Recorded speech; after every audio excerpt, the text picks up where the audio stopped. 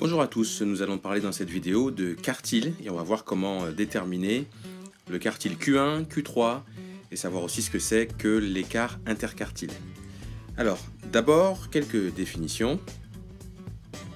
Alors, le premier quartile Q1, c'est la plus petite valeur de la série, donc c'est une valeur de la série, telle qu'au moins 25% des données soient inférieures ou égales à Q1.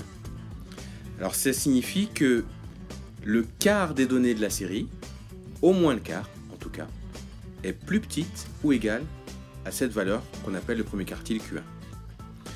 Le troisième quartile Q3, c'est similaire, c'est la plus petite valeur de la série, telle qu'au moins 75% des données soient inférieures ou égales à Q3. Donc au moins 75% ou au moins 3 quarts des données sont plus petites ou égales à Q3.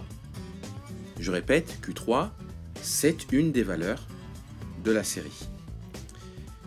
L'écart interquartile, il est égal à Q3 moins Q1. C'est juste la différence entre les deux. Alors, comment on calcule Q1? Alors, une formule, grand N, c'est-à-dire effectif total, multiplié par 0,25.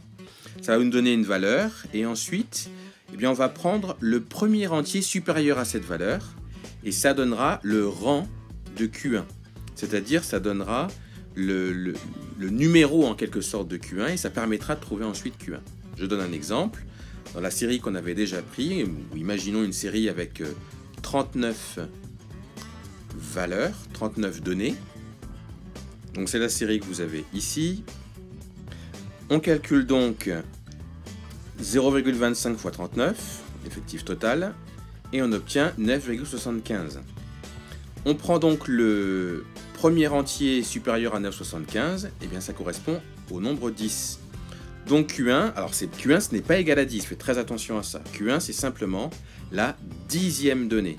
Et quand vous regardez ici la 10e donnée, eh bien vous verrez que la 10e donnée c'est 1100. Donc Q1 c'est égal à 1100.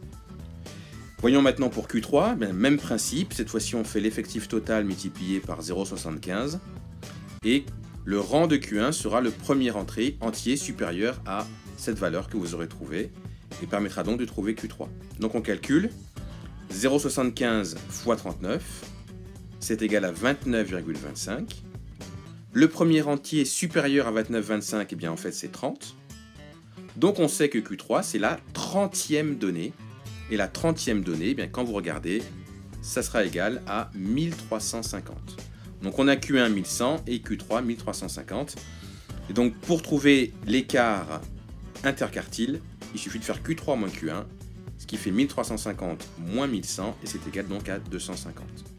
Voilà donc pour trouver les quartiles Q1, Q3 et l'écart interquartile.